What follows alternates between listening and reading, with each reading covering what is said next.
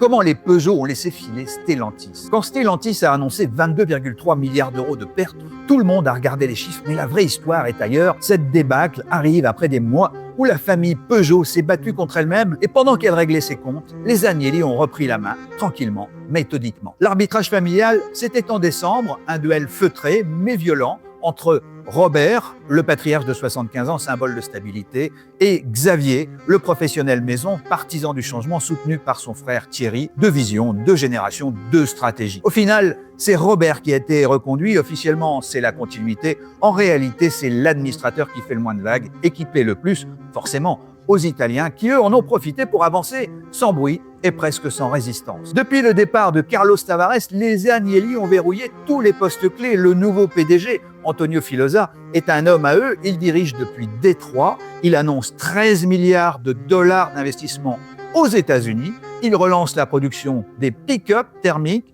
et il désengage Stellantis de plusieurs projets de batterie. Le centre de gravité n'est plus en France, il n'est même plus en Europe. Et quand les pertes colossales ont été dévoilées la semaine dernière, les Peugeot n'ont rien eu à dire. Leur voix ne pouvait plus challenger les choix des Agnelli, surtout qu'avec cette charge exceptionnelle de 25,4 milliards, les Italiens vont pouvoir imposer encore plus facilement leur ligne. Sans contre-pouvoir, les Français sont encore là, mais ils sont déjà hors jeu. Pas à cause de cette perte, à cause de leur incapacité à parler d'une seule voix au moment où Stellantis basculait. Et aujourd'hui, même avec leur siège qu'ils ne conservent que pour 2 ans, la question n'est plus de savoir qui représente la famille. La question, c'est est-ce que la famille Peugeot pèse encore quelque chose dans Stellantis?